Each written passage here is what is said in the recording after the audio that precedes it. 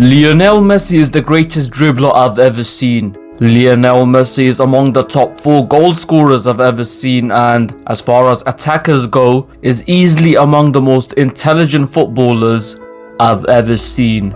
However, as you would have guessed by now, there is a huge however in all this, cause perhaps it's due to the myriad of magical memories and moments this mini Miami-based mild-mannered but Merlin-like magician has maneuvered and in turn mesmerized the masses within his mount to Maradona-matching immortality, mostly with mind-blowing and merciless consistency. There is a certain aspect of his game that so many people tend to insanely overrate, and overrate to the point where, I won't lie, I had to go back and watch multiple videos just to see if my memory was playing tricks with me, and I'd be damned, it was not. Of course, talking about his passing / playmaking. And again, this is coming from someone who believes Messi is a world-class passer of the ball, but it honestly boggles the mind when people rate him among the greatest passers of his generation and, some amazingly, amongst the greatest passers of all time. Now admittedly, as far as the ex-players who fall into this category, most of this BS is done by Mr. Gary Lineker, and take it from someone who is one of his biggest fans and loves listening to him in almost every footy related topic, when it comes to him talking about Messi in particular, it's best to ignore most of what he says. I mean, there are plenty of pundits and ex-players who prefer Messi over Ronaldo, that's completely understandable, but with this man, considering his age and given his multiple slide digs towards Ronaldo, not to mention constantly trying to tee up others to speak ill of Ronaldo too. So my question to you both, a couple of ones. Who do you think's the top league? Premier League. Where, for example, would you think the Saudi Pro League ranks? 75 to 80. No, well, 63rd. So they rank lower than League One. Wow. Yeah. So, wow. I mean, I think it's quite interesting. What if they got the top 5? So Premier League 1? Interesting though, didn't Ronaldo say that the Saudi league was already better than Ligue? Not quite sure about that. I've watched Burnley for all of this season. 63 years of age, you know. It's actually creepy sometimes.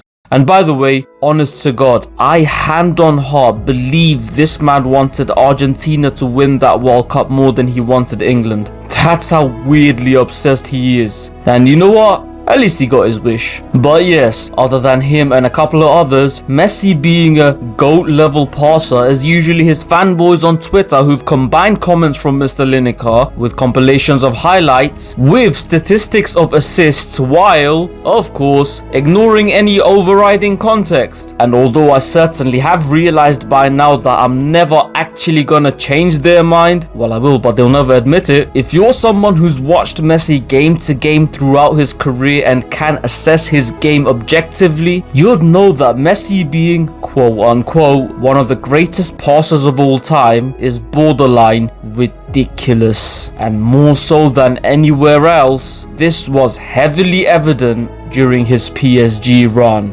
And here is how. Right, okay, so disclaimer off the bat. I actually only watched Messi's second season at PSG week in, week out. The first season, I did watch a few games, but I won't focus on it on this video because you honestly do need to watch entire games and do so on a consistent basis rather than just highlights, compilation and statistics. Cough, most of you, cough! But hey, luckily, his second season at PSG was in fact his better season in France. So, this should be good.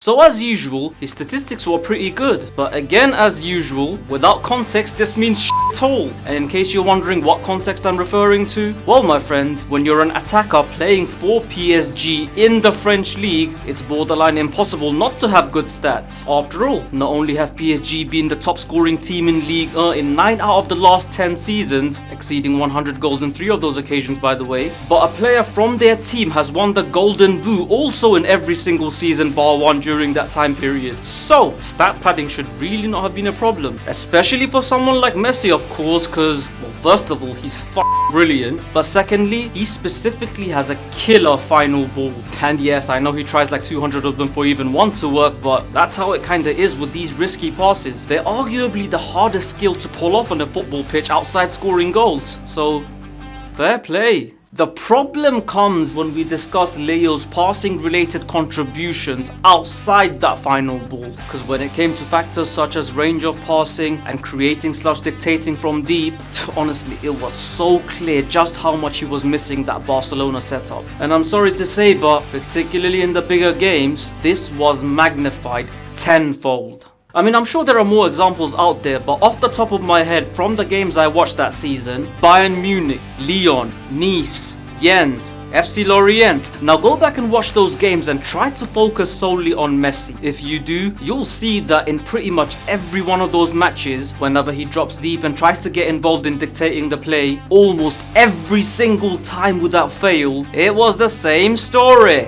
Receive ball, turn, look for Jordi Alba on the far side overlap, realize you left him at Barcelona, take a mental note to never do that again, and then either pass it back or bust out a Rashford special and run into random people for absolutely no fucking reason. And genuinely, this cost his team the ball in dangerous transitional positions many times. In contrast, in games where he didn't play like Twa away when he got that random ban for not wearing a tie on Instagram Live, Marco Verratti was given the more advanced role, while Hugo Ekitike played through the middle. And again, if you don't wish to take my word for it, just go back and watch how much more devastating the team was when on the front foot in comparison to the games where Messi played. And look, I'm not gonna stand here and pretend that Messi being a system player is somehow a legit argument. I don't think it is, because in my opinion, even if the systems in the teams he did play in throughout the years altered in a regular basis, he'd still be able to mesmerize us with his dribbling as well as put up impressive numbers in terms of goals and assists. However, when it comes to passing and playmaking, Messi being a system player is, I'd say, definitely a point to seriously consider. Because in the latter years at Barcelona, when he was given a comparatively more withdrawn role, every single time he had the ball, every single one of his teammates knew exactly where to be every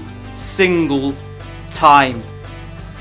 Which is why most of his progressive passes were pretty much copy and paste. But in a side like PSG, where the players weren't so robotically drilled to know Messi's passing habits inside out, Leo genuinely seemed out of ideas and out of ideas pretty quickly. And sorry, but for me, the real world-class passers of their generation like Xabi Alonso, David Silva, Mesut Ozil, Luka Modric, Kevin De Bruyne and so many others, their lack of familiarity with their teammates' movements affected them nowhere near as much. Nor did most of them have a proper stable team designed to cater to their every need. Yet they found ways to do their job consistently at a high level. For example, if we talk about someone like David Silva, who actually played a role not too dissimilar to the latter-day Messi, along with the responsibility of the final ball, Silva was almost always able to accurately decide, especially situations where he was tightly marked, when it's best to dribble your way out of trouble and when it's best to pass your way around trouble, the latter of which Messi has never been able to do anywhere near as well as the real best passers of his generation. Now, if anyone's watching this and wondering, why are you comparing Messi's passing range to midfielders? Messi isn't a midfielder and thus it's not his job to dictate play. Well, exactly! So stop insulting these midfielders by putting a wide forward / false 9 up there with them in terms of passing. Like bro, you can say that Messi is one of the best passers of his generation among forwards. That's fair enough. You can say Messi is a better passer than Ronaldo. That's more than fair enough. You can even say that Messi's final ball specifically is up there with the best of his time. That too is fair enough. But as far as putting him up there with the overall best passers / playmakers of his generation, do you have any idea not just how disrespectful that is, but also how stupid that sounds? And yet, why do you do it? Well, as I said, because you combine statistics like assists and key passes with compilations on YouTube, or because a famous person has told you so. And yeah, it, let's get into those 2 points, why not? So as far as basing your judgment on someone's overall passing ability purely on stats is dumb, well, giving the full explanation will take about 23 days. So instead, I'll put it to you like this. You know all these midfielders I just named? CR7 has more career assists than every single one of them. So I'm guessing to you that means he's also one of the greatest passers of all time? I mean, I personally don't agree, but it. Guess he is also up there too. Hashtag Cristiano Beckham Ronaldo. Now similarly, you know Marcelo and Dani Carvajal would regularly finish among players with most key passes on average for their team during Real Madrid's three-peat era, sometimes even above the likes of Isco and Luka Modric. So, are they in your list too? Trust me, all those statistics are dependent on so many things. Let's go with the example we just mentioned. Real Madrid under Zinedine Zidane played a lot more in wider areas, with the fullbacks pushing up and getting heavily involved in the attack. So naturally, a lot more key passes would derive from those areas than it would in a team like Barca. But does that somehow mean Luka Modric isn't as good of a passer as Messi? No, you lemon. But this is what I mean. If you're blindly using statistics to base your argument, that is basically what you're implying. So in short, a great passer of the ball isn't just one who has great statistics. A great passer of the ball depends on a combination of the following factors: range of passing, accuracy in execution, accuracy in decision making, getting out of tight situations with your passing, this is particularly prevalent in the modern game considering the emphasis on the collective press, and being able to adapt your passing game accordingly to different team setups, as well as changing personnel. And to bring it back to my original point, there were quite a few of those factors, particularly the final two, that Messi was caught heavily lacking during his time in France. So yeah, stop relying on stats, stop following narratives created by people who only judge from highlights, and stop taking ex-players and pundits' words as gospel. I don't care if they played at the highest level. It doesn't mean they can't be lazy with their analysis. In fact, in some ways it probably makes them more prone to being so. But either way, it's best if you try to do your own analysis instead. And if you still aren't able to see what I've been seeing all this time, let's just call it a difference in opinion.